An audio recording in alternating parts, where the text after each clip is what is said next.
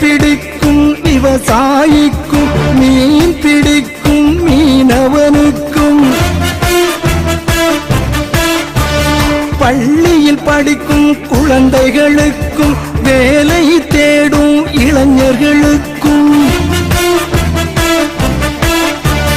தொழிலை வளர்க்கும்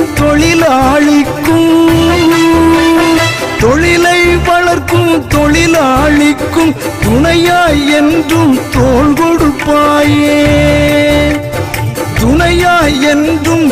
கொடுப்பாயே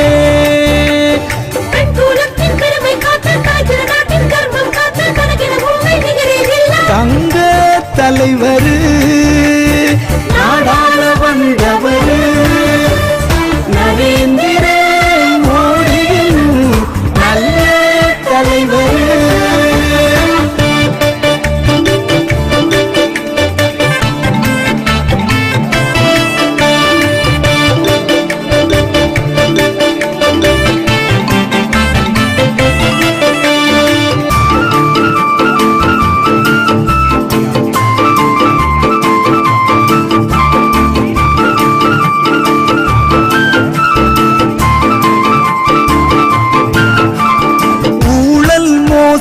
விலைவாசிகளை உயர்த்தி காட்டி தரத்தை குறைத்து களங்கத்தை தந்து நாட்டினை அழிக்கும் காங்கிரஸ் அரசை அகற்ற வந்தவரே. சீனத்தை அடக்கி பாக்கினை ஒடுக்கும்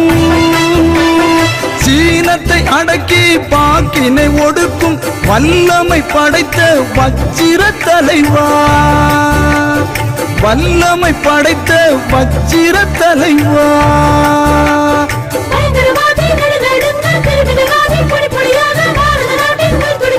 வந்த தலைவர் நாடாள வந்தவர் நரேந்திர மோடியின் நல்ல தலைவர். கோடான கோடி மக்களை தேடி குறைகளை தீர்க்க நொடியினில் நாடி நாடாள வந்தவர் நரேந்திர மோடி என்னும் நம்ம தலைவர். நாட்டை ஆளும் தலைவர் என்று வெற்றியின் தலைவர். कोई नेताजी पेट्रियोटिक चीजें होती हैं तो उनको अपना बताने के लिए कि हम कितने राष्ट्र के प्रति समर्पित हैं, हमारा भारत माता की जय।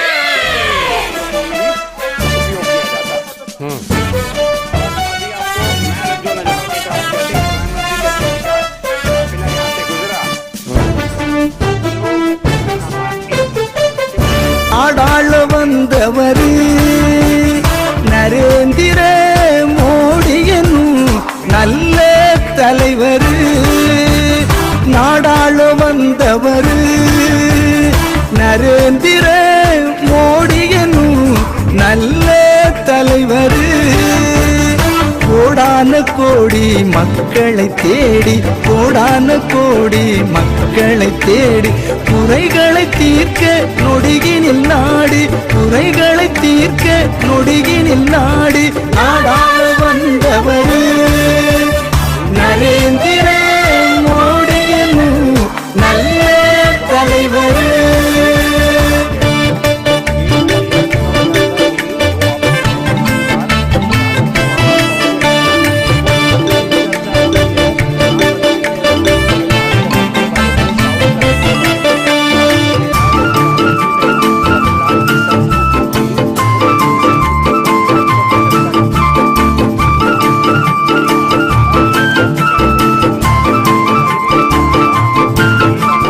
தலைவனுக்கெல்லாம் தலைவன் நீயே தன்னமே நாடாள வந்தவர் நரேந்திர மோடி நல்ல தலைவர்.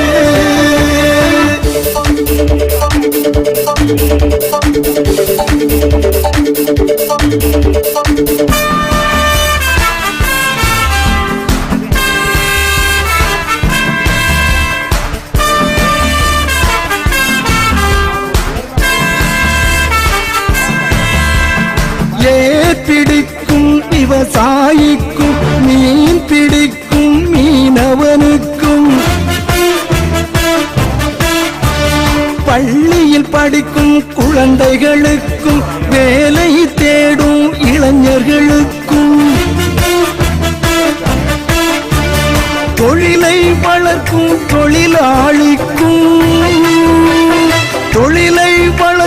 தொழிலாளிக்கும் துணையாய் என்றும் தோள் கொடுப்பாயே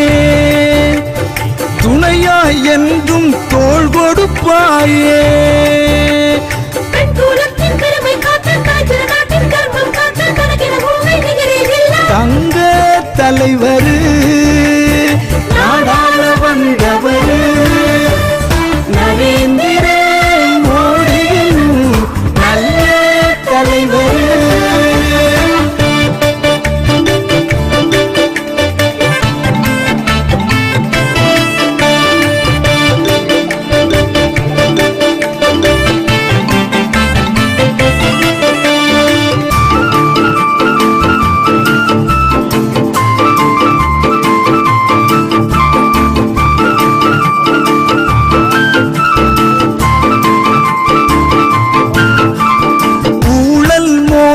விலைவாசிகளை உயர்த்தி காட்டி தரத்தை குறைத்து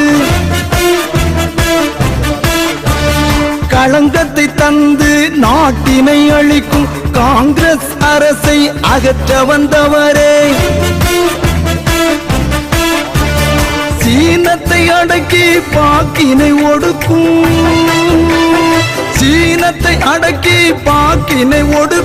வல்லமை படைத்த வச்சிர தலைவா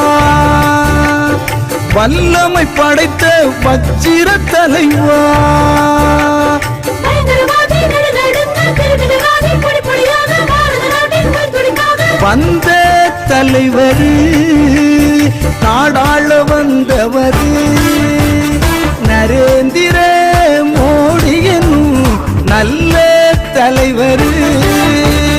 கோடான கோடி மக்களை தேடி குறைகளை தீர்க்க நொடியினில் நாடி நாடாள வந்தவர் நரேந்திர மோடியின் நம்ம தலைவர். நாட்டை ஆளும் தலைவர் என்று வெற்றியின் தலைவர்.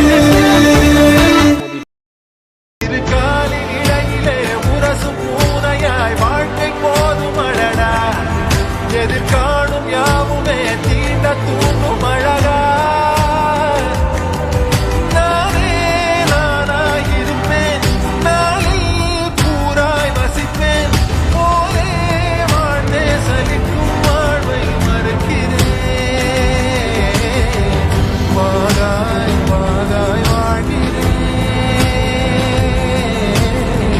வாகாய் வாகாய்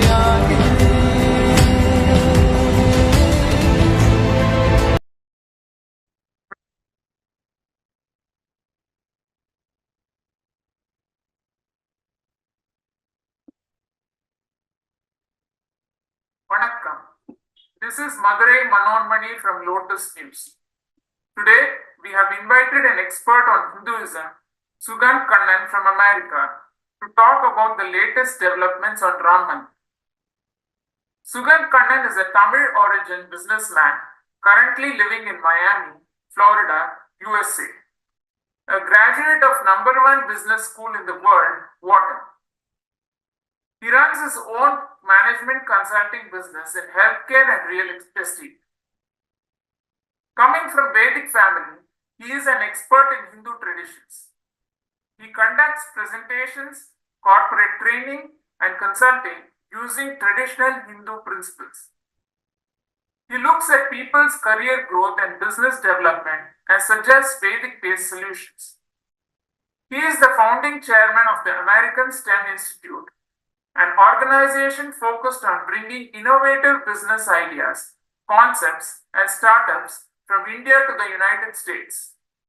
He runs a YouTube channel, Sanatana Guru 108. Welcome to Lotus News, Sugant.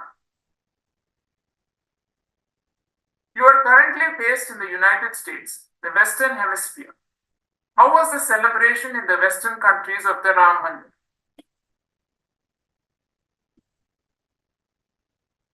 வணக்கம்.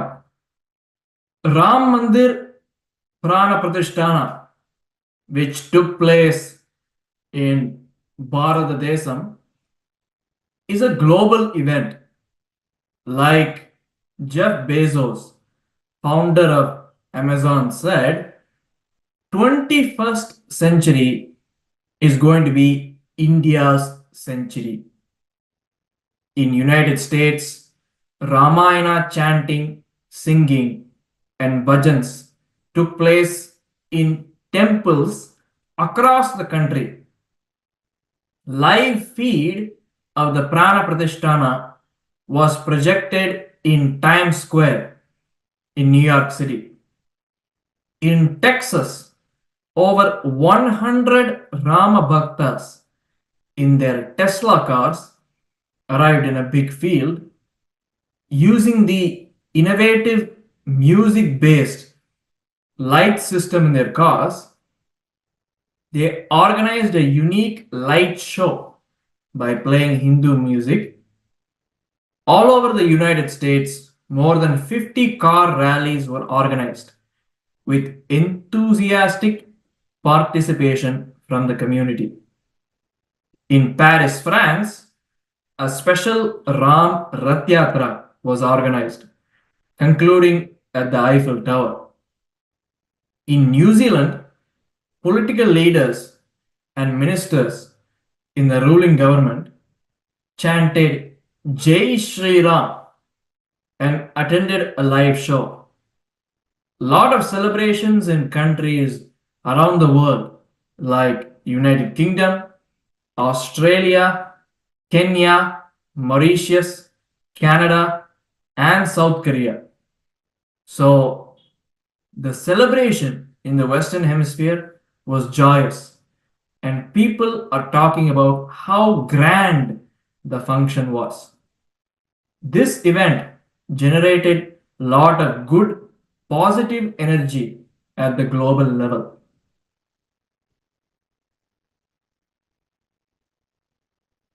Justice S. Srimati of Madras High Court ordered the HR&CE department to install boards in front of all the temples in major locations in temples pertaining to the entry of non-Hindus into Hindu temples. If any non-Hindu wishes to enter, they must now give undertaking about their faith in Hindu deity of that temple and the customs, practices, and rituals of Hinduism. What is your view on this development? This is a very forceful and strong order given by Justice Srimati of Madras High Court with respect to all the Hindu temples in Tamil Nadu.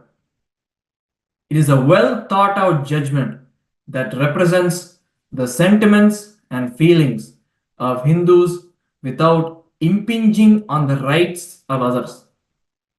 The reason for this order is there have been incidents of non-Hindus entering Hindu temples and without knowing or knowingly disrespecting the customs, beliefs, and traditions of Hindu temples. Temple is the abode of Swami in Hinduism, and utmost respect must be shown for the same. Recently, a group of Muslims were found to have been eating non-vegetarian food inside the premises of Perudayar Brihadishwarar Koil in Tanjavur. In another instance, in Madurai Meenakshi Koil, non-Hindus tried to offer prayers not in line with Hindu customs. It is quite possible if such an order had not come in, individuals could start offering namaz. en masse in Hindu temples, creating unnecessary conflict in society. Same has happened in an Uttar Pradesh Hindu temple, and the Muslim youth was arrested for violating the prevailing law there. That led to unnecessary tension in the otherwise friendly community.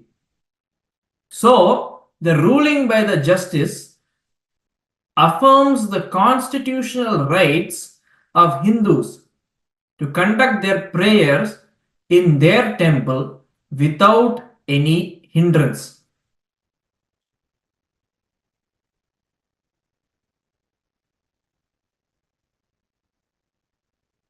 Can you tell us about some important locations where Bhagwan Sri Rama traveled through in our state of Tamil Nadu?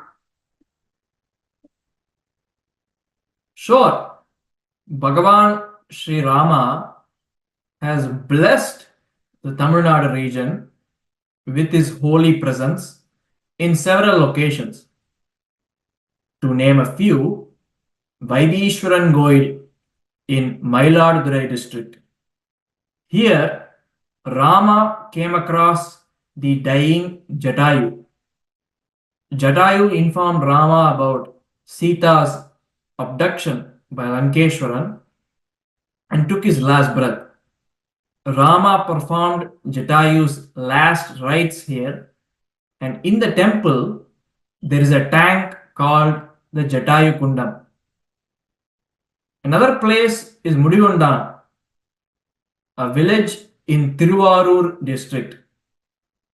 Prior to traveling to Lanka, Rama had promised Bharadwaja Muni, whose ashram was in that village, that he will stop here on his return trip to Ayodhya from Lanka to have a meal.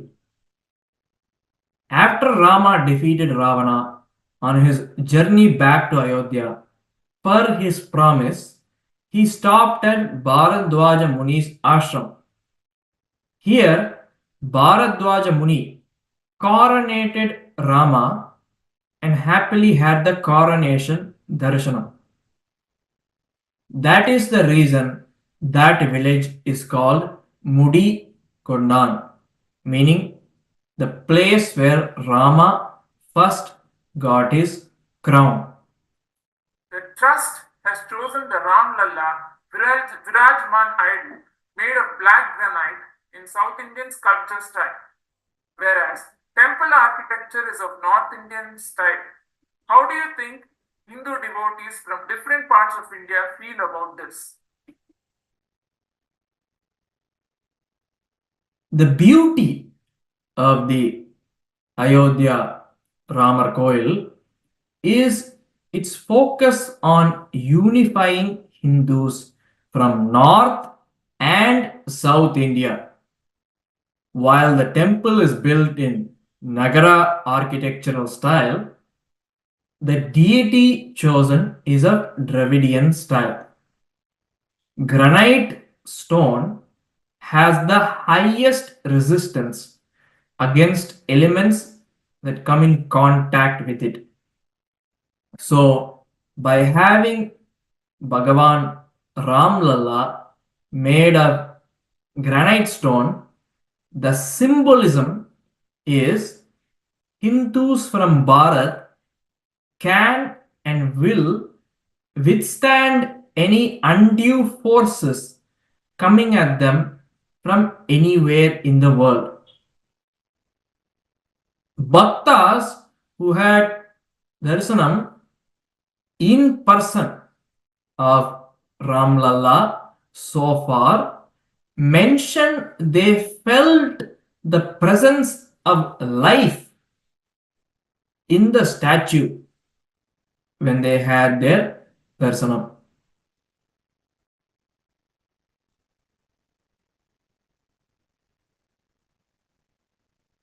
One of the Shankaracharyas has said that our Prime Minister Modi should not have personally taken part in the puja himself, instead leaving it to the priests and pandits to conduct the puja.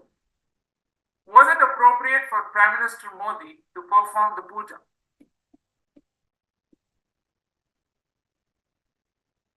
There are 5 Shankaracharyas. Swami Nishchalananda Saraswati of Govardhan Madam in Puri, Odisha. Swami Avimukteshwaranand in Jyotir Madam in Uttarakhand.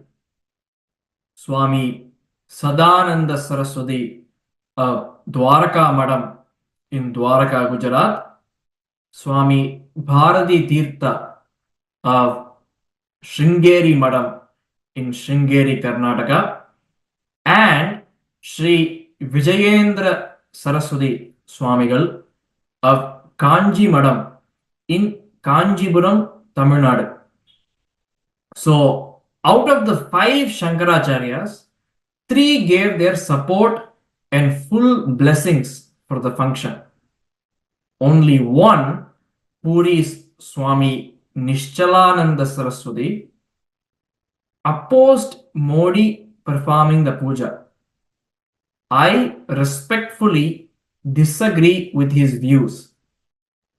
In our Sanatana history, leaders and kings have the right to perform puja so long as they are guided by priest and pandit. When any Hindu performs Satyanarayana puja at home, where the invited priest guides the host to perform the puja, like that, in the Ram Mandir, the priest is the one who recited the mantras and guided Modi to perform the puja. In Ramayana itself, the powerful Kshatriya Ram himself installed the Shiva Lingam in Rameswaram and performed the rituals himself. So, to say that Modi cannot perform the puja and installation is contrary to what Rama has shown us. Daily puja is being performed by qualified and trained pandits only. In our own state's history, the great Rajaraja Cholan himself conducted the first Kumbhabhishekam of Perudayar Brihadishwarar Koil in 1010 CE. This is clearly mentioned in the inscriptions found in the Tanjavur Big Temple. Before the Ram Mandir celebration, there was alleged controversy about Tamil Nadu government not approving celebrations and banning telecasts in HR and CE administered temples and also in private locations. Then, Supreme Court issued orders against the Tamil Nadu government. What is your take on this conflict? Supreme Court of India took right action on this. Tamil Nadu government and HR and CE department claim to be supporting the sentiments of Hindus, but saying and action are two different things. Supreme Court has said in their order that the action of Tamil Nadu government are against the Constitution of India, and that because of right to life and practice one's own religion from Indian Constitution, people are free to organize functions in private properties. This emergency Supreme Court order forced Tamil Nadu government to backtrack its earlier actions and oral orders that were given. The restrictions placed by Tamil Nadu government boomeranged and actually energized Hindus around the state where more events than expected were organized and peacefully and thoroughly enjoyed by the participants. In several occasions, rows of Christians and Muslims came and participated in the events, showing the ground level support for the Ram Mandir Prana Pratishtana exists in the state of Tamil Nadu to the whole nation. This that is in contrary to the months long Sanatana issue being drummed up around the country from the speech of Mr. Udayanidhi Stalin. Now, Hindus around Bharata Desam understood the Tamil Nadu people are behind them. Tell us about the importance of the Mandala Puja after Prana Pratishtana and what people from Tamil Nadu can do to get benefit from it. Mandala Puja is being performed for the first 48 days after Prana Pratishtana so that the deity gets fully energized. Since Rama is the seventh avataram of Mahavishnu, Mandala Puja is being celebrated following strict Vaishnavite principles. The Mandala Puja is being overseen by Vishwaprasanna Tirtha of Pejawar Madam from Udupi, Karnataka.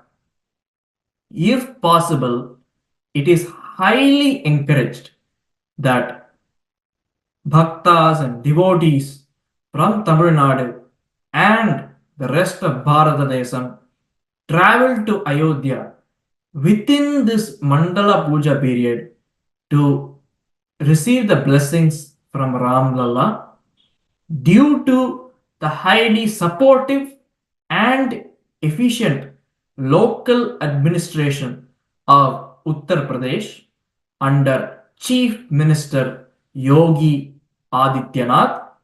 The wait time for darshanam is only around 1 hour.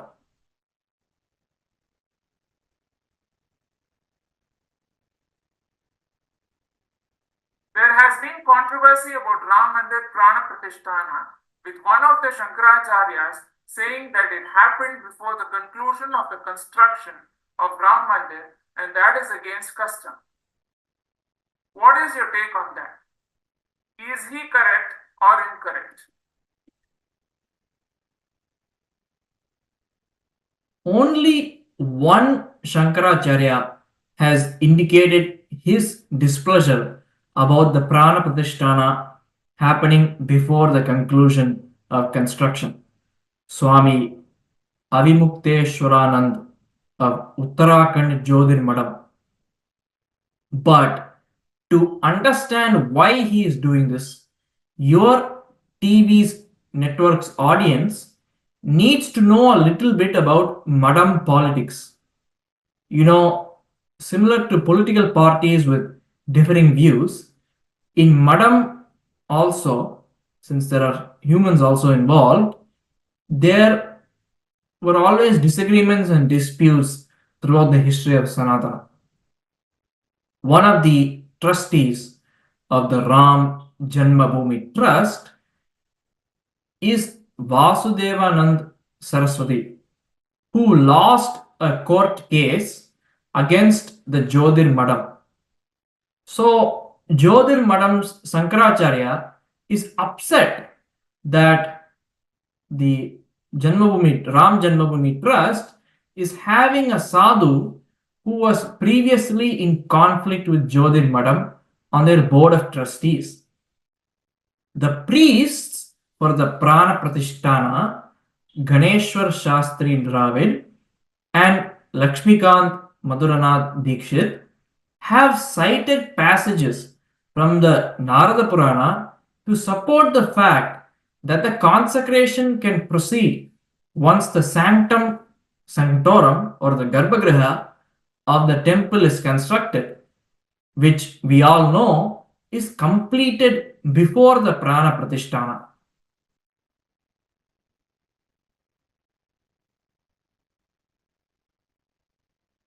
Various people are making derogatory and disrespectful statements on Bhagwan Sri Rama.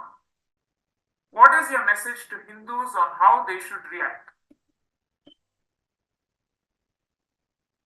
People have been making such statements against Sanatana Dharma and its deities since the early days of Kali Yuga.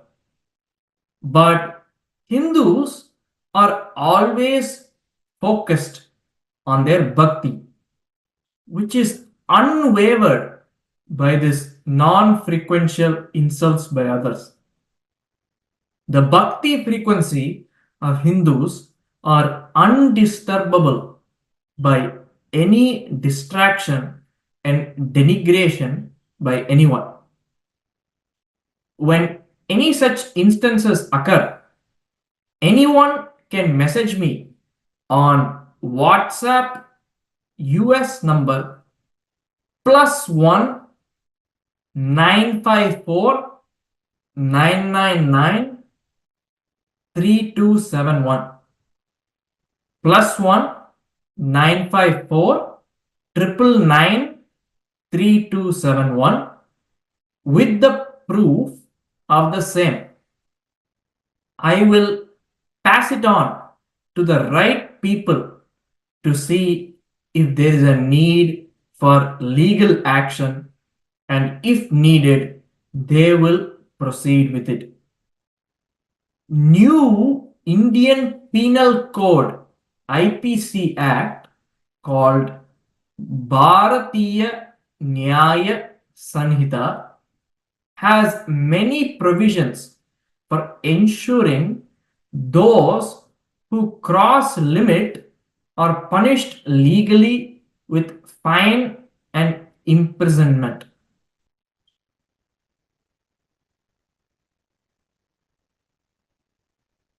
Recently, in the news, ASI report on Jnanavapi Mosque has been made public through order of the court, and petitioner has asked Supreme Court to permit further excavation and survey.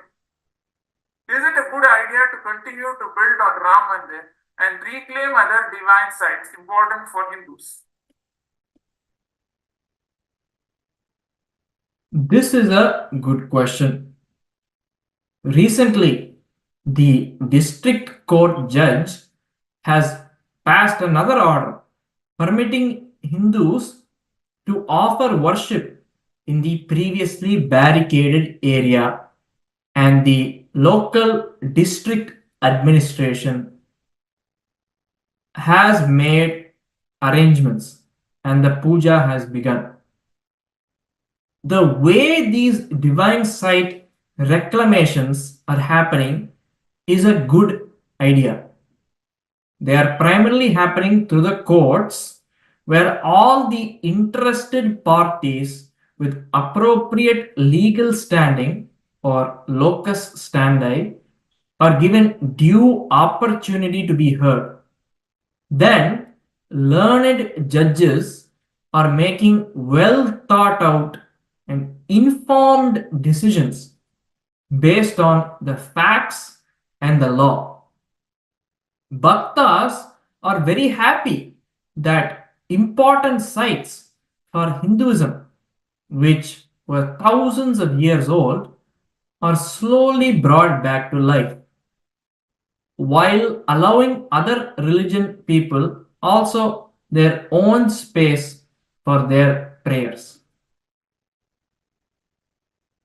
Some people in opposition and in media are saying that Ram Mandir Prana Pratishtana by Prime Minister Modi is against the constitution and democracy. Are they correct?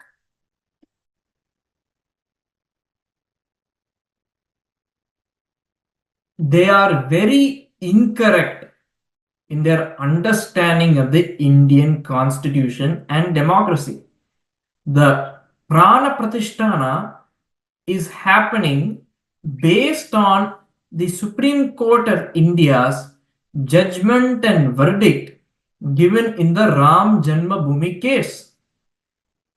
The Supreme Court has cleared it. So how it can be against constitution and democracy? And if it was against the constitution, why they did not file petition or argue that point? Because they know these arguments are frivolous in legal sense. Everything is constitutional about Ram Mandir Prana Pratishtana.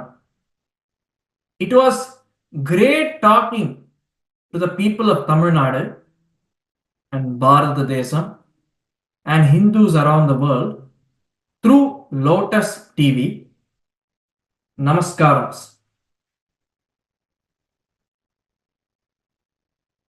Thank you, Sudhan.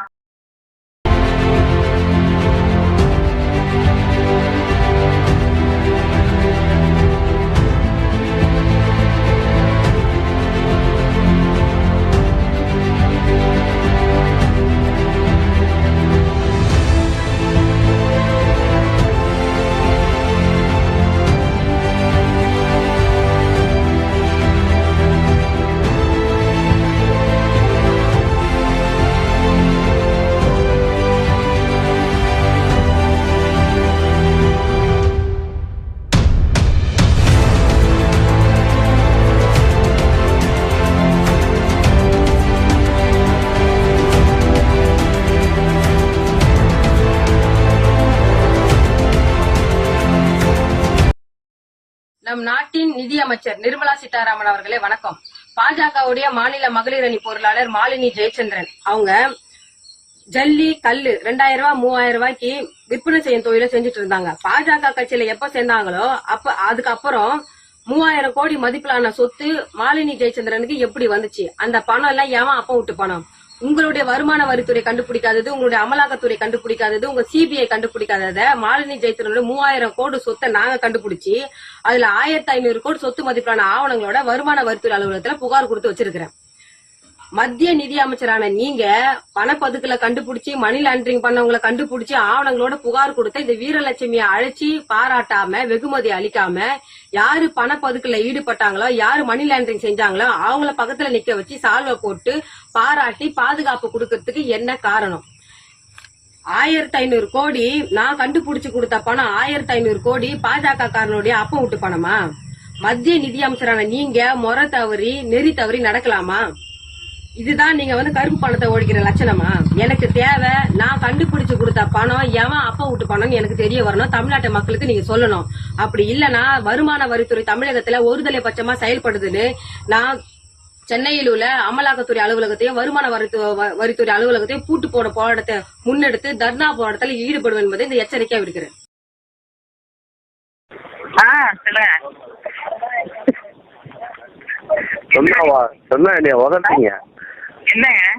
சொன்னா வளர்த்தீங்க இருந்தாலும் சொல்லிடுறேன். ரெண்டாவது கஸ்டடியில் இருக்கிற ஆள்கிட்ட பேசிட்டு இருக்கேன் நான்.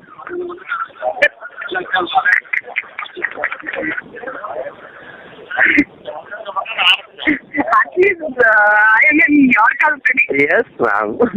Ma'am, I just read out the statement.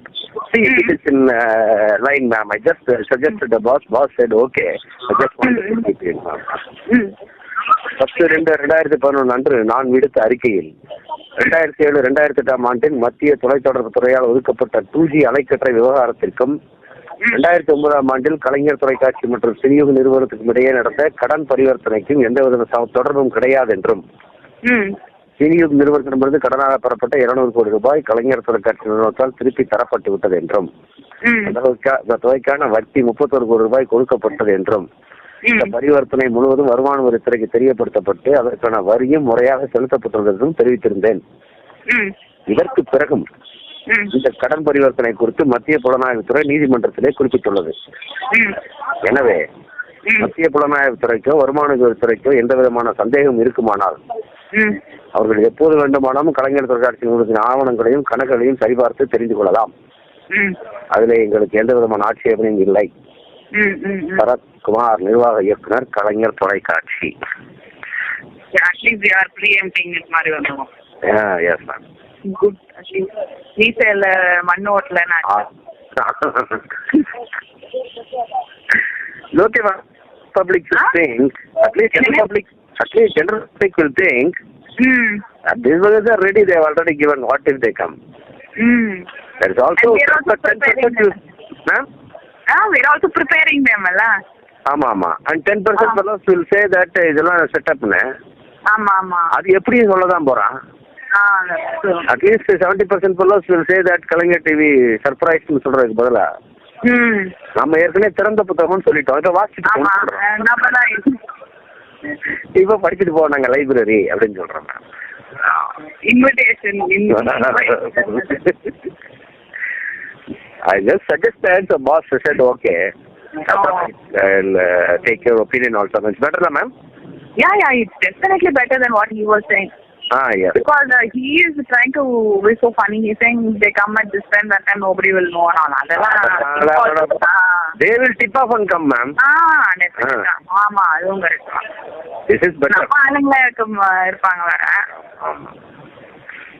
நாளைக்கு ஒரு தடவை போட்டுருவான் எல்லாம் சிபிஐ விசாரணைக்கு தயார் சரத்குமார் அறிவிப்புன்னு. அப்புறம் எந்த சரத்துன்னு கரெக்டா போடுறது? நாங்க கீழே நாடார் பேரவை நான் போட்டிருக்கேன் மேடம். இல்ல இவர் வந்து ஊனமுற்ற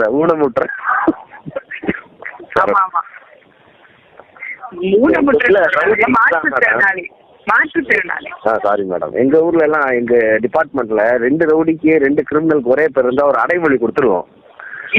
ஃபார் எக்ஸாம்பிள் மாலைக்கன் சுரேஷ், ரவி, இப்படி. அது மாதிரி எனக்கு ஒத்தக்கால் சரத்து. நீங்க கஸ்டடியில எடுத்தாலும் அவனை காப்பாற்றுவீங்கன்னு நினைச்சா அதுவும் இல்லாம போயிடுச்சு.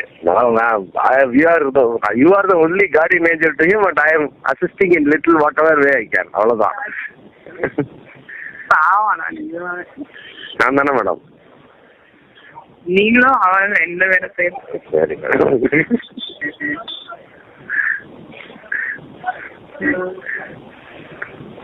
எங்களுக்கு கொண்டு வந்து PSCS வச்சுட்டாங்க. Would you like to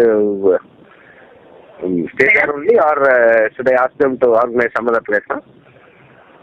No, it's okay. Not even. No problem. Marala. What about lunch, ma'am? They will organize, right? They will organize, but for you, ma'am? Same thing is that. Look, bizarre. Let's go get something. Okay. எனக்கு இந்த கல்யாண மண்டபத்துக்கு மட்டும் நம்ம ஏதாவது special lunch organise பண்ண. நீங்க organise பண்ணுவீங்களா? இங்க பண்ண மாட்டாங்க. அங்க என்ன யார் டிஎம்கேலையா? No. When people are in custody, it is the responsibility of the state to provide lunch. For your information, we have been fighting this issue because per day, per issue, per person, the government is giving only 10 rupees.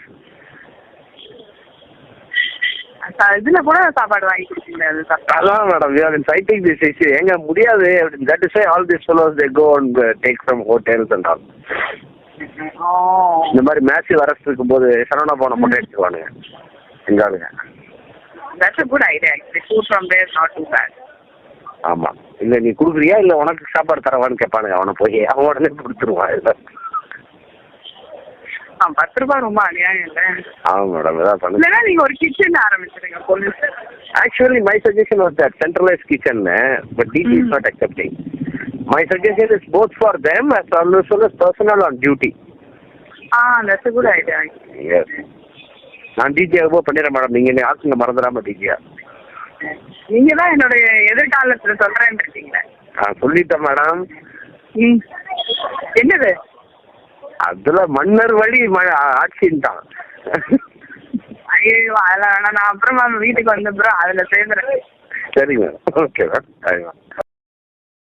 பிஜேபியின் முதல் பிரதமர், அருமையான மதிப்பிற்குரிய மரியாதைக்குரிய காலம் சென்ற பிரதமர் வாஜ்பாய் அவர்கள் கிறிஸ்துமஸ் நல்ல நாளிலே பிறந்தது ஒரு பெரிய ஒரு உன்னதமான ஒரு காரியம்.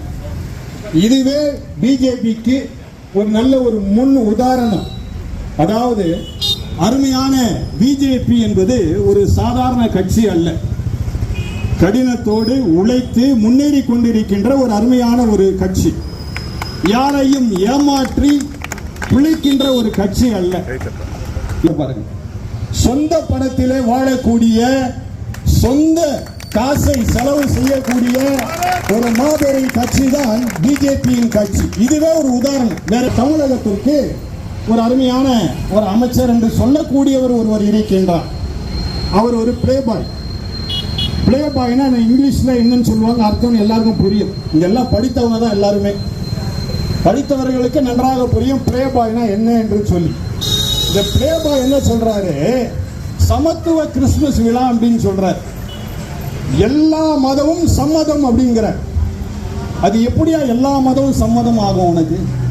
அடுத்து அதே மேடையில் அவர் என்ன சொல்றாரு, நான் கிறிஸ்தவன் என்று சொல்லுகின்றார். கிறிஸ்தவன் சொல்லிக்கிட்டு எப்படி எல்லா மதம் சம்மதம் நீ சொல்லுவ? அந்த கிறிஸ்துமஸ் விழாவிலும் அரசியல் பேச்சு தான் பேசிக் கொண்டிருக்கின்றாய். நீ ஒரு நடிகன் என்பதை நிரூபித்துக் கொண்டிருக்கின்றாய். வேற ஒன்றுமே இல்லை. நடித்துக் கொண்டிருக்கின்ற ஒரு பிளே பாயை இன்னும் தெளிவாக சொன்னா விளையாட்டு துறையா அவர் கொடுத்திருக்கிறது பாருங்க. விளையாட்டு துறை கொடுத்த நல்ல விளையாடு பாணி, நான் எது வேணா விளையாடு. எங்க அப்பன் தானே ஆட்சி செய்யறான் தமிழ்நாட்டில், எப்படி வேணா விளையாடிட்டு போ. இன்னும் கொச்சையா எனக்கு பேச தெரியும், அவரை விட கேவலமா எனக்கு பேச தெரியும். அப்பன் கிப்பன் இந்த வார்த்தையெல்லாம் சொல்லக்கூடாது. ஒரு மந்திரியா இருந்து கொண்டு இப்படி ஒரு உடையை நான் போட்டுக்கொண்டிருந்த சமயத்தில் அந்த வார்த்தையெல்லாம் சொன்னா நீங்க என்ன சொல்லுவீங்க? ஒரு ஆன்மீகவாதிங்கிறாரு, ஒரு பேராயர்னு சொல்றாரு, இவர் என்ன இப்படி கொச்சையா பேசுறாரு என்று சொல்லி நீங்கள் கட்டாயம் சொல்வீர்கள். மனித இயல்பு ஒன்று இருக்கின்றது, இல்லை என்று சொல்லவில்லை. ஆனால் எந்த இடத்துல அதை பேச வேண்டும் அந்த இடத்துல தான் பேச வேண்டும். நீ மேடை நின்று கொண்டு அப்ப சொத்த இதெல்லாம் சொல்லி கொண்டிருந்தால் நீ ஒரு அமைச்சருக்கே தகுதியற்றவன். அதனால தான் விளையாட்டுத்துறையை கொடுத்துட்டு இருக்காங்க. அதனால இங்கிலீஷ்ல ஒரு வார்த்தையை சொன்னேன், பிளே பாய். பிளே பாய்ன்ற விளையாட்டுத்துறையில வேற மாதிரி அர்த்தம். அந்த பிளே பாய் காரியத்தெல்லாம் தமிழ்நாட்டில் செல்லாது கண்ணா. நீ நல்லா புரிஞ்சுக்கோ, உன் ஆட்டம் முடிஞ்சு போச்சு, இதோட ஆடி முடிச்சிரு. ஒருவேளை இன்னும் 2 வருஷம் நீ தாங்குவியான்னு தெரியல. என் அருமையான பிரதமர் மோடி அவர்கள் நினைத்தால் நாளை கூட உன்னை வீட்டுக்கு அனுப்பலாம். அப்படிப்பட்ட நிலைமையில் தான் இப்ப இருக்குது தமிழ்நாடு. ஆனாலும் அவர் பொறுமையாக இருக்கின்றார். நாம் சாதித்து வர வேண்டும், நாம் உழைத்து வர வேண்டும், மக்களாட்சியை நாம் கொடுக்க வேண்டும், மக்களால் நாம் தேர்வு செய்யப்பட வேண்டும் என்கின்ற ஒரே நிலைக்கு தள்ளப்பட்டவராய் அவர் பொறுமையாக அவர் நடந்து கொண்டிருக்கின்றார். ஆகவே இந்த கிறிஸ்துமஸ் விழாவிலே நான் சொல்லிக்கொள்ள ஒரே ஒரு காரியம் என்னவென்றால், அருமையான இந்த தமிழ்நாட்டை முதன்மை அமைச்சராக இருக்கக்கூடியவர் சொல்லுகின்றார், 2 நாட்களுக்கு முன்பதாக சொல்லுகின்றார், அன்புதான் கிறிஸ்துமஸுக்கு அடையாளம் என்று சொல்லுகின்றார். உண்மைதான்.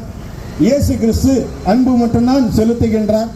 இயேசு அடிச்சு மண்ணுல விழுந்தாலும் மீசையில மண்ணு ஒட்டலன்ற மாதிரி அண்ணாமலை நான் சவால் விட்டா கடந்து போயிட்டே இருக்கிறாரு. ஆனா ஊர்ல இருக்கிறவங்களுடைய சொத்து பட்டியலை வெளியிடுற அண்ணாமலை, ஊர்ல இருக்கிறவங்களுடைய ஆடியோ வீடியோவை ரிலீஸ் பண்ற அண்ணாமலை, தன்னுடைய கட்சியான பாஜக இருக்கக்கூடிய மாநில மகளிரணி பொருளாளர் மாலினி ஜெயச்சந்திரன் அவங்க பாஜகவுடைய கருப்பு பணம் 3000 கோடி கருப்பு பணத்துல வாங்கின சொத்து பத்திரத்தை கண்டுபிடிச்சி நாட்டு மக்களுக்கு வெளியிடுங்கன்னு அண்ணாமலைக்கு ஒரு சவால் விட்டுருந்தேன். ஆனா இந்த நிமிஷம் வரைக்கும் அண்ணாமலை பத்திரத்தை கண்டுபிடிச்சி நாட்டு மக்களுக்கு வெளியில. ஆனா எங்களுடைய தமிழர் முன்னேற்றப்படை சார்பா நாங்க அந்த 3000 கோடி கருப்பு பணத்துல வாங்கின, அதுவும் மாலினி ஜெயச்சந்திரன் பெயர்லயும் அவங்களுடைய நெருங்கிய உறவினரான எம்ஜி பாஸ்கர், மாலினி ஜெயச்சந்திரனுடைய மகன் சித்தார்த், மகள் சிந்துஜா இவங்க பேர்ல வாங்கின அந்த சொத்து பத்திரத்தை ஏற்கனவே 3 முறை வருமான வரித்துறை இயக்குனர் அலுவலகத்தை புகாரா கொடுத்து பத்திரத்தை ஒப்படைச்சிட்டோம். இப்ப 4வது முறையா புதுசா கண்டுபிடிச்சதை நாளைக்கு 19/1/2024 நாளை காலை 11:30 மணி அளவுல நாங்க கண்டுபிடிச்சதை புகாராவும் பத்திரத்தை ஒப்படைக்க போறோம். இந்த தகவலை என்னுடைய சவாலை தோத்து பண்ண அண்ணாமலைக்கும் தமிழ்நாட்டு மக்களுக்கும் தமிழ்நாட்டு ஊடகங்களுக்கும் தெரிவிச்சுக்கிறேன். கோவை மாவட்டம் பேரூர் முக்கிய சாலையில் பிரசித்தி பெற்ற கோவில்கள் சூழ்ந்துள்ள பகுதியில் மதுபான கூடம் அமைப்பதை எதிர்த்து இந்து மக்கள் கட்சியினர் மாவட்ட ஆட்சித்தலைவர் மற்றும் காவல்துறையிடம் உணவகம் என்ற பெயரில் மதுபான கூடம் அமைப்பதாக புகார் அளித்துவிட்டு பத்திரிகையாளர்களை சந்தித்து பேட்டியளித்தனர். வணக்கம். திருமுருகனார் இந்து மக்கள் கட்சி மாநில கொள்கை பொறுப்பு செயலாளர். இன்றைய தினம் மாவட்ட ஆட்சியரை சந்தித்து மதுவுக்கு எதிராக, மதுக்கடைக்கு எதிராக ஒரு போராட்டத்தை அறிவித்து அதற்காக அதை தடுக்க வேண்டும் என்று சொல்லி மாவட்ட பொதுச் செயலாளர் சந்தோஷ் அவர்கள் தலைமையிலே மாவட்ட ஆட்சியருக்கு ஒரு மனு கொடுப்பதற்காக நாங்கள் வந்திருக்கிறோம். இந்த மனுவினுடைய நோக்கம் என்று சொன்னால், கோவை பேரூர் மேலை சிதம்பரம் என்று அழைக்கக்கூடிய திருப்பேரூரின் அருகிலே சிறுபாணி மெயின் ரோட்டிலே FL2 என்கின்ற ஒரு மதுக்கடை அமைப்பதற்கு, பார் வசதியோடு அமைப்பதற்கு அரசாங்கம் அனுமதி கொடுத்திருப்பதாக நாங்கள் அறிந்து கொண்டோம். அதே நேரத்திலே மாவட்ட ஆட்சித்தலைவருடைய கவனத்திற்கு இது வந்திருப்பதாகவும் நாங்கள் அறிந்து கொண்டோம். எனவே ஆலயம் பிரசித்தி பெற்ற பாடல் பெற்ற சுந்தரப்பெருமானால் பாடல் பெற்ற அந்த திருப்பேரூரின் அருகிலே மாசாணியம்மன் ஆலயம் இருக்கக்கூடிய அந்த இடத்திலே 100 மீட்டரிலே பள்ளிக்கூடம் இருக்கக்கூடிய அந்த இடத்திலே பெரும்பாலான மக்கள் பள்ளிக்கும் வேலைக்கும் சென்று வருகிற பக்த பெருமக்கள் இருக்கக்கூடிய அந்த இடத்திலே ஒரு மதுபானக்கடை இவர்கள் திறக்கிறார்கள் என்று சொன்னால், அது ஆன்மீகத்திற்கு எதிராக, பண்பாட்டிற்கு எதிராக, கலாச்சாரத்திற்கு எதிராக, மாணவர்களுடைய கல்விக்கு எதிராக ஒரு தீங்கை விளைவிக்கக்கூடிய நிலை ஏற்பட்டுவிடும் என்பதை நாங்கள் அறிந்திருக்கிறோம். எனவே மாவட்ட செயலருடைய கவனத்திற்கு வந்திருக்கிற இந்த செயலை மாவட்ட ஆட்சித்தலைவர் அவர்கள் தலையிட்டு இந்த மதுபான கடை FL2 என்று சொல்லக்கூடிய பார் வசதியுடன் இருக்கக்கூடிய இந்த மதுபான கடையை உடனடியாக அனுமதி ரத்து செய்ய வேண்டும், உடனடியாக தடுத்து நிறுத்த வேண்டும் என்று சொல்லி இந்து மக்கள் கட்சியின் சார்பிலே நாங்கள் ஒரு மனு கொடுப்பதற்காக நாங்கள் இன்றைக்கு வந்திருக்கிறோம். அது மட்டுமல்ல, மதுவை ஒழிக்கிறேன், போதை வஸ்துக்களை இரும்பு கரம் கொண்டு அடக்குவேன் என்று மக்கள் மன்றத்திலே மாண்புமிகு தமிழக முதல்வர் அவர்கள் வாக்கு கொடுத்திருக்கிறார்கள். மாண்புமிகு மதுபானத்துறையினுடைய அமைச்சர் மதுவை ஒழிப்பதற்கான நடவடிக்கை கொஞ்சம் கொஞ்சமாக நாங்கள் எடுத்து வருகிறோம் என்று மக்கள் மன்றத்திலே வாக்கு கொடுத்திருக்கிறார்கள். அப்படி இருக்கக்கூடிய ஒரு சூழ்நிலையிலே இவர்கள் ஒரு மதுபான கடையை திறப்பதற்கு இவர்கள் அனுமதி வழங்குகிறார்கள் என்று சொன்னால், மக்களை ஏமாற்றுகின்ற செயலாக, மக்களை புண்படுத்துகிற செயலாக இது அமையும் என்பதை இந்த நேரத்தில் இந்து மக்கள் கட்சியின் சார்பில் கண்டனங்களை தெரிவித்துக் கொண்டு, FL2 என்று சொல்லக்கூடிய அந்த மதுபான கடையினுடைய உரிமையை ரத்து செய்ய வேண்டும், அதை திறக்க கூடாது என்பதிலே உறுதியாக நாங்கள் இந்து மக்கள் கட்சி இருக்கிறது. அதை மாவட்ட தலைவரை சந்தித்து மாவட்ட ஆட்சித்தலைவரிடத்தில் மனு கொடுத்து அதை அனுமதி ரத்து செய்ய வேண்டும் என்று வேண்டுகோள் விடுப்பதற்காக நாங்கள் வந்திருக்கிறோம். இந்த கூட்டத்திற்கு வருகை தந்திருக்கிறவர்கள், இந்த நிகழ்ச்சியிலே கலந்து கொண்டிருக்கிற இந்து மக்கள் கட்சியுடைய அத்துணை நிர்வாகிகளுக்கும் மாநில இந்து மக்கள் கட்சியின் சார்பாக தமிழ் திரு அர்ஜுன் சம்பத்தின் அவர்களின் சார்பாக மனமார்ந்த நன்றிகளை தெரிவித்துக் கொள்கிறோம். கடந்த மாதம் சென்னையில் மழை வெள்ளத்தால் பாதிக்கப்பட்ட பகுதிகளில் அயராது பாடுபட்டு உழைத்த தூய்மை பணியாளர்களை பாராட்டி வேளச்சேரி காந்தி ரோடு கபாலி திருமண மண்டபத்தில் வேளச்சேரி, தரமணி, பள்ளிக்கரணையை சேர்ந்த துப்புரவு பணியாளர்களை அழைத்து திரு SD சூர்யா பாஜக மாநில செயலாளர் அவர்கள் தூய்மை பணியாளர்களை கௌரவித்து நிவாரணப் பொருட்களையும் வழங்கி அன்ன போஜன ராஜ விருந்து படைத்தார். இதில் வேளச்சேரி மண்டல தலைவர் செந்தில்குமார், OBC மாநில செயலாளர் தர்மராஜ், ஆன்மீக பிரிவு மண்டல தலைவர் பட்டாபிராமன் மற்றும் மாநில மாவட்ட மண்டல நிர்வாகிகள் கலந்து கொண்டனர்.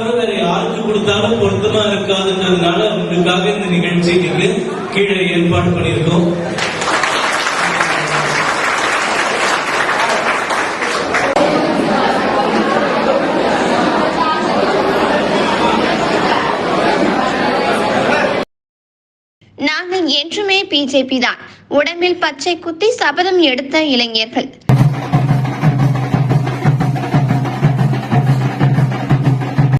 புதுக்கோட்டை மாவட்டம் போஸ் நகர் பகுதியில் அமைந்துள்ள நேதாஜி சுபாஷ் சந்திர போஸ் சிலையின் முன்பு பாரதிய ஜனதா கட்சி மாவட்ட பொதுச் செயலாளர் ABC கணேசன் ஏற்பாட்டில் தேசிய குழந்தைகள் பாதுகாப்பு ஆணைய குழு உறுப்பினர், திருச்சி பாராளுமன்ற தொகுதி இணை அமைப்பாளருமான டாக்டர் RG ஆனந்த் தலைமையில் ஏராளமான இளைஞர்கள், வாக்காளர்கள் முதன்முறையாக உடலில் தாமரை சின்னம் பச்சை குத்தி பாஜகவில் இணைந்து கொண்டனர்.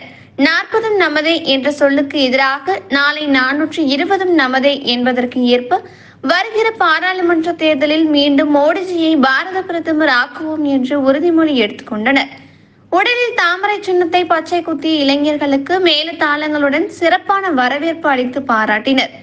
டாக்டர் RG ஆனந்த் இந்த நிகழ்வில் மாநில, மாவட்ட, ஒன்றிய, நகர செயலாளர்கள் உள்ளிட்டோர் கலந்து கொண்டனர்.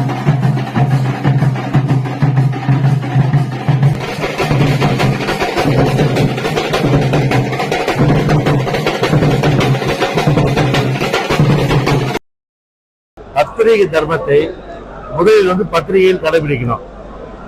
தினமலர் பத்திரிகை, அந்த பத்திரிகையை பொறுத்தவரை நம்முடைய பொன்மனச்செம்மல் புரட்சி தலைவர் எம்ஜிஆர் எவ்வளவோ உதவிகள் செய்து அதன் மூலம் அந்த பத்திரிகை தொழில் தர்மம் காப்பாற்றப்பட வேண்டும் என்ற வகையிலே பத்திரிகை தர்மத்தை காப்பாற்றி புரட்சி தலைவர் உதவினர்.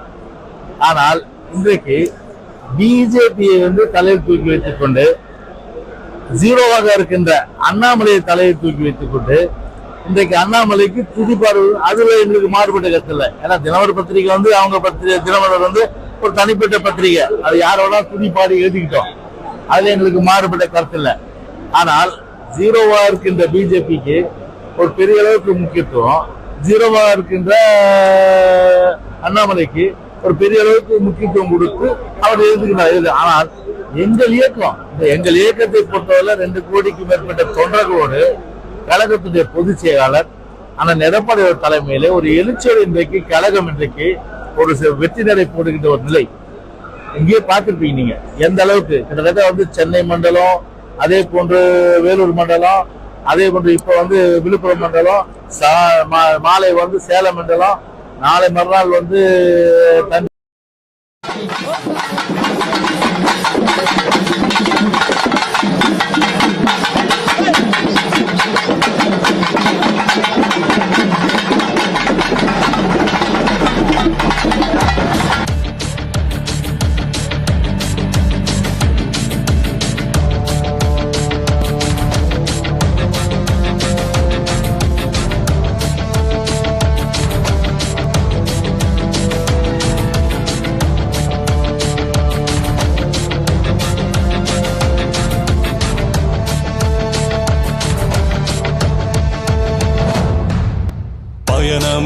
இது பயணம், நம் அண்ணாமலையின் பயணம், பயணம் நடை பயணம், நம்மை காத்திடும் தமிழனின் பயணம், ஏழை கண்ணீரை இது துடைத்திட புறப்பட்ட பயணம், கேட்கும் வீணோரை இது விரட்டிட வருகின்ற பயணம், எப்போது விடியும் எம்மோட காலம் என்றெங்கள் நிலை இருக்கு, இப்போது தருணம் முன்னோடு தவழும் நம்பிக்கை நிலச்சிருக்கு, சிங்கம் திசையெங்கும் தன் பாதத்தை பதித்திடும் பயணம், தங்கம் இவர் தங்கம் என நாடே முழங்கிடும் பயணம், பயணம் இது பயணம், நம் அண்ணாமலையின் பயணம், பயணம் நடை பயணம், நம்மை காத்திடும் தமிழனின் பயணம்.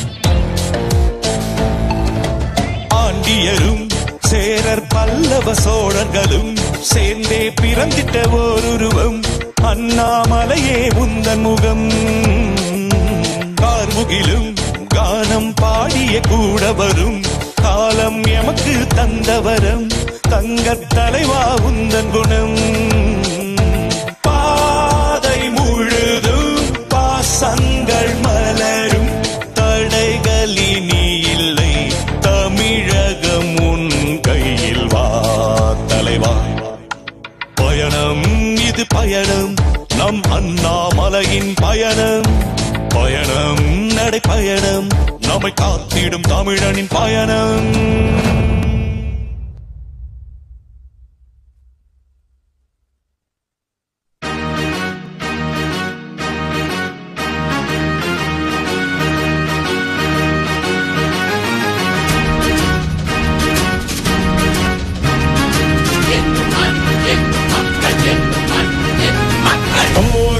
சிங்கமே தீயாக வந்ததே, தூளாகும் துன்பம் யாவுமே, மேற்கொண்ட நியாயமே என்னாலும் வெல்லுமே, வாழாது பொய்கள் என்றுமே, சேர்வோம் விடிகள் அரசிலே நாங்கள் இருட்டில் வாழ்கிறோம், திருட்டு பொய்களில் மூச்சு திணறி சாகிறோம்.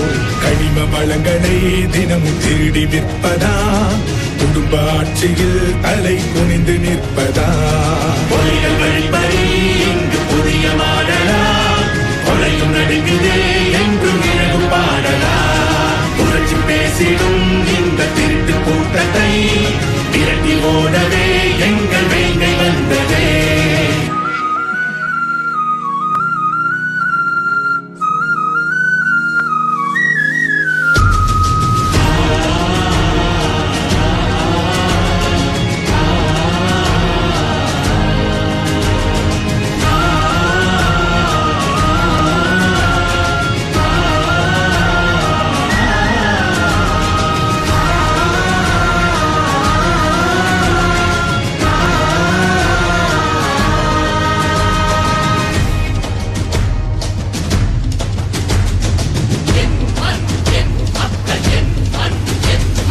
மூட்டாமலே தீ வந்ததே, தோளோடு தோள்கள் சேருதே. நம் மக்களை காப்பாற்றவே காக்கி சிங்கம் இங்கு வந்ததே. அறத்தோடு வாழ்கின்ற நேர்மையின் சிகரம், துளி கூட பயமில்லா விதிகளில் உதிரம். உழைப்பாளர்கள் என்றும் இவருக்கு பக்கம், தொடர்ந்தேதான் கையில் வெற்றிகள் நிற்கும். என் மக்கள் என்று வேங்கை வீதி வந்ததே, எந்த மண் என்று எங்கள் நெஞ்சை தொட்டதே.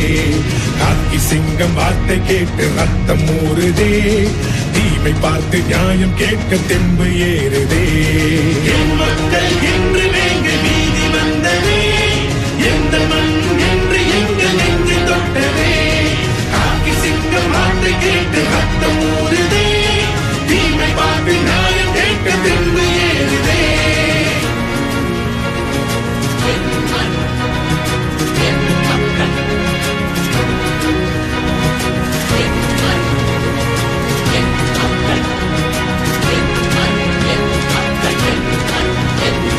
போராளி சிங்கமே தீயாக வந்ததே, தூளாகும் துன்பம் யாவுமே.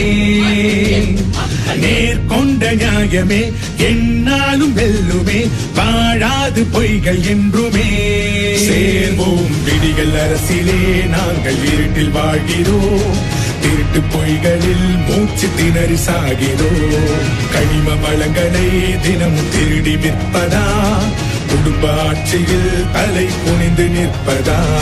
பொய்கள் வழிப்பறி இங்கு புதிய மாடலா, கொலையும் நடுங்குதே என்றும் இரவு பாடலா. புரட்சி பேசிடும் இந்த திருட்டு கூட்டத்தை விரட்டி ஓடவே எங்கள் வேங்கை வந்ததே.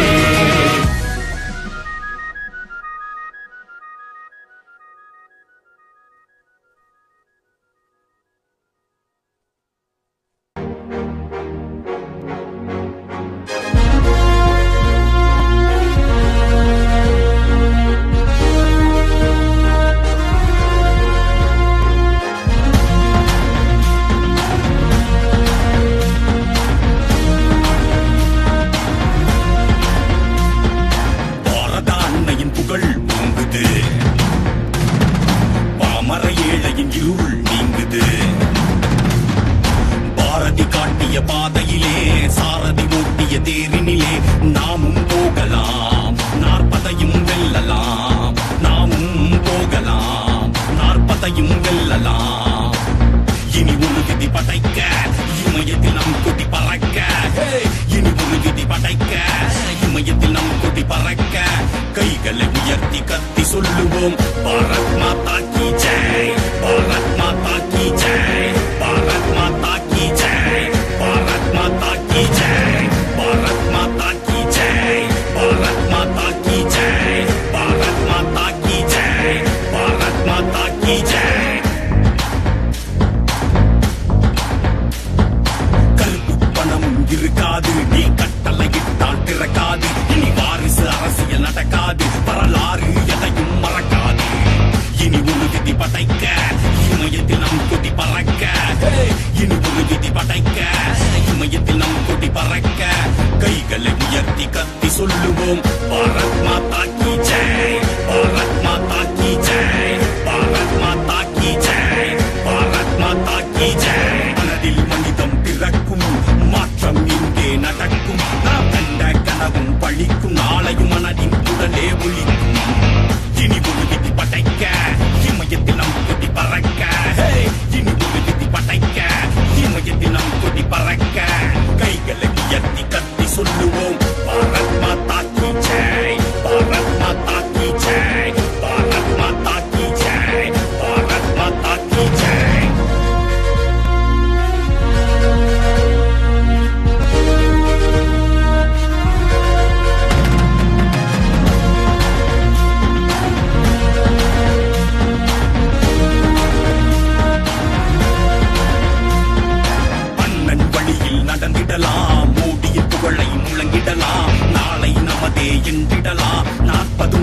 வென்றிடலாம்.